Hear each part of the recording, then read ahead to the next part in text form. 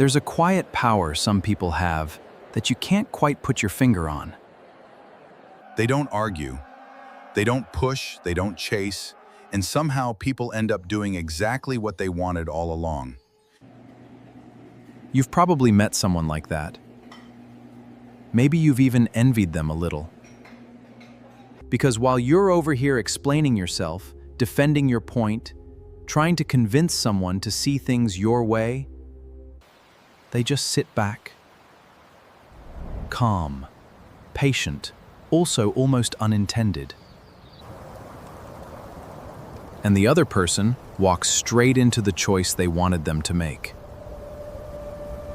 That's not luck. That's not charm. That's something most people will never understand about human nature. And by the end of this, you're going to see it everywhere. Let me paint you a picture. You're trying to convince someone of something. It could be your partner, a friend, a coworker. You know you're right. You have the logic. You have the evidence. So you explain. You've probably met someone like that. Maybe you've even envied them a little. And the more reasonable you sound, the more they resist, envied them a little.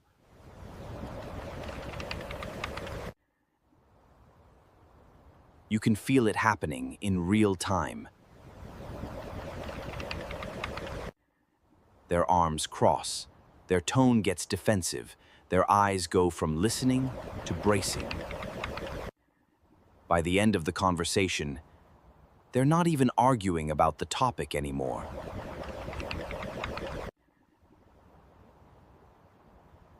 They're arguing because they don't want to feel pushed. You walk away thinking, how is this person not seeing it? You walk away thinking, how is this person not seeing it?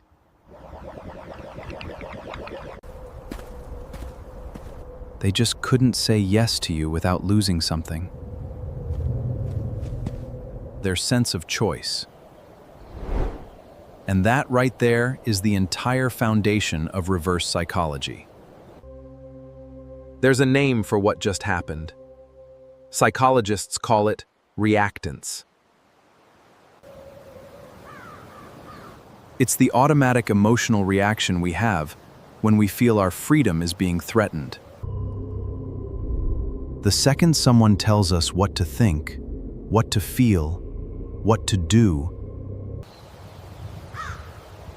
something inside us pushes back.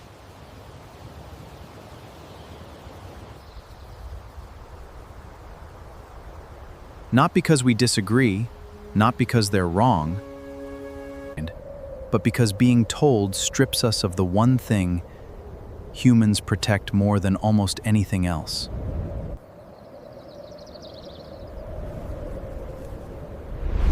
Autonomy. Pause for a second.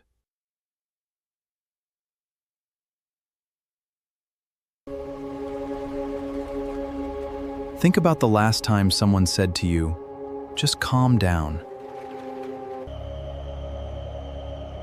Did you calm down or did your blood pressure rise?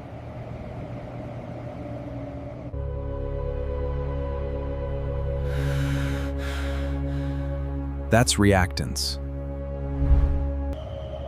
It's the same reason kids do the opposite of what they're told.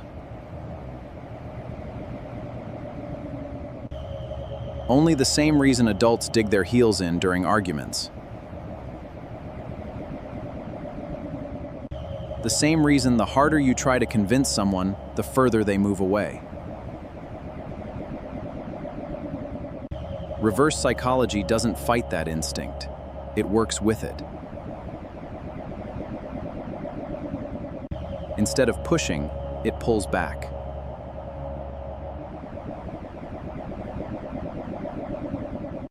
Instead of demanding, it suggests.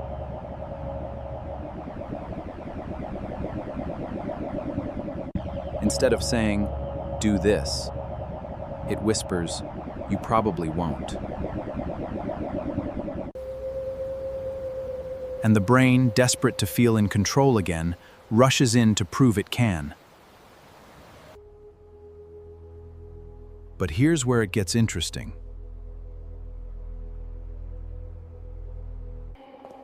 Not everyone is influenced this way. Reverse psychology only works on a very specific kind of person. The independent one, the one who hates being told what to do. The one whose identity is built on freedom of choice.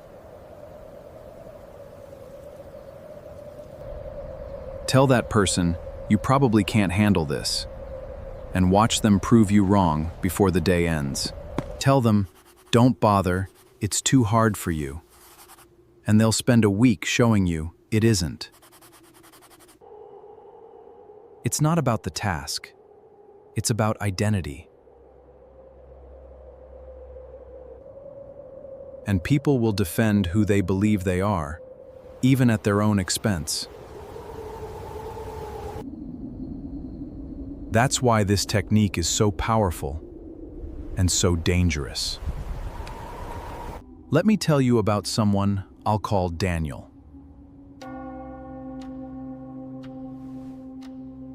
Daniel had been with his partner for 3 years.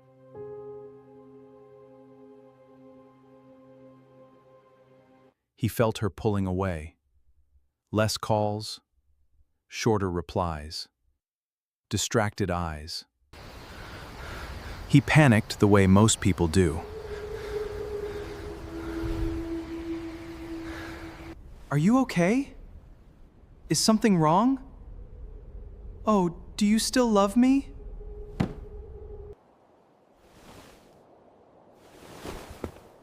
Every question made her pull further. So he switched tactics. He went cold, distant, acted like he didn't care anymore. For a few days it worked. She started reaching out, texting more, wanting attention. Daniel thought he had figured it out.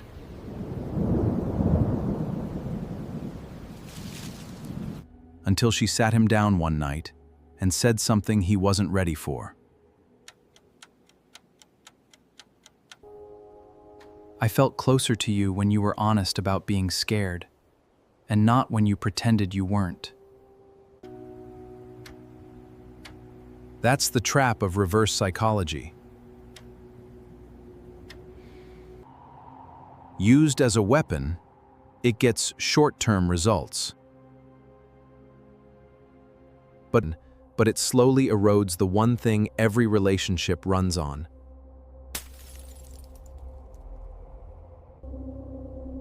trust. Because the moment someone realizes they're being played, even subtly, they don't feel pursued, they feel manipulated.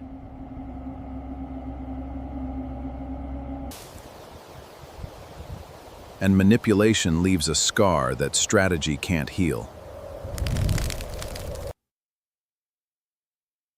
So if reverse psychology is so risky, why does it work at all? Because at its core, it's tapping into a truth most people miss. People don't resist what you want. They resist how you ask.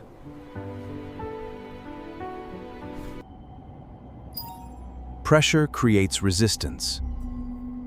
Space creates movement. The most influential people in any room aren't the loudest.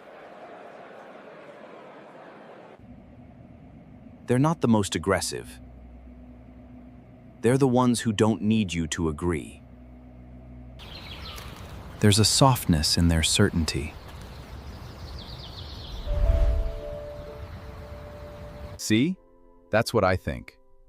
They state their view, then let it sit. Then let it sit. They make a request, then release it. They open the door, then step back. And something strange happens. People walk through it on their own. If you've ever wondered why some people seem to effortlessly get what they want, without forcing anything, This is exactly the kind of psychology this channel was built to break down. Stick around, because what comes next is the part most people never figure out on their own.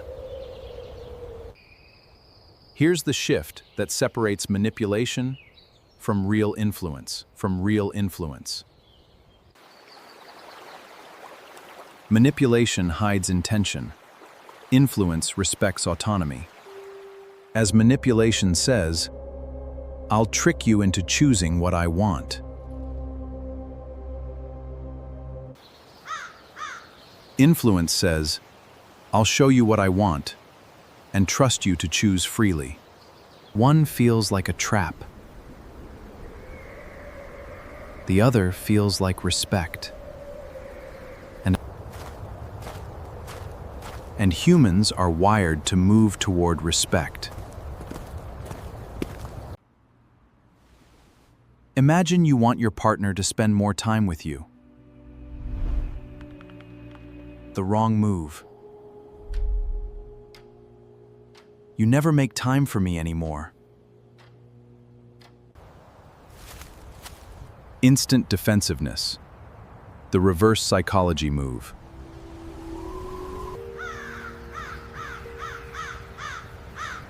It's fine, don't worry about it. While clearly meaning the opposite, that creates tension and confusion. The mature move. I've been missing you. I'd love more time together, but I don't want it to feel like pressure. You named the truth. You expressed the want. You released the grip. And now they're free to choose you. Not because they were cornered, because they were trusted. That's influence in its highest form. Now pause. Ask yourself something honestly. When you try to influence people, are you trying to connect with them? Or are you trying to control them? Because the line between those two is thinner than most people realize. And here's the part that might sting a little.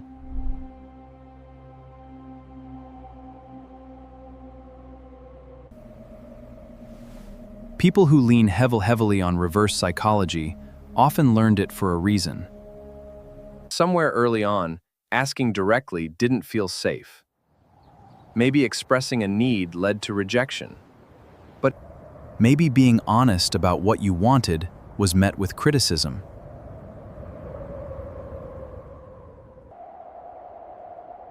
Maybe the only way to get love was to disguise the request.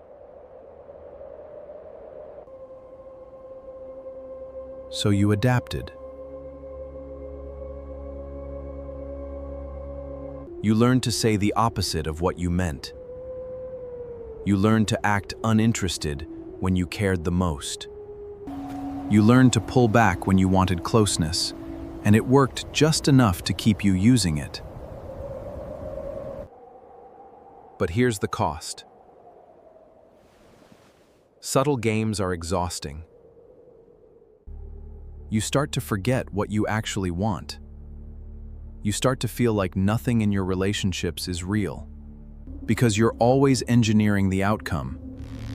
And eventually, no matter how skilled you get at influence, you start craving something simpler. Honesty. Because the truth is, reverse psychology can win you the moment.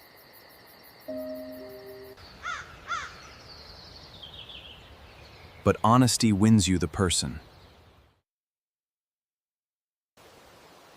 There is nothing wrong with understanding how influence works. It makes you emotionally intelligent. It makes you a better communicator. It makes you someone who doesn't bulldoze through conversations expecting people to comply, not knowing when to step back instead of push.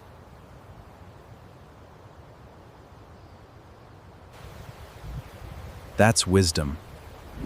Knowing when to suggest instead of demand. That's maturity.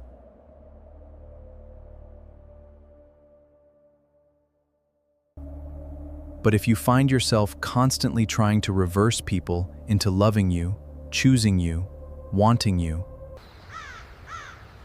that's not strategy. That's fear wearing a clever mask. And fear has never built anything that lasts. Calm confidence has.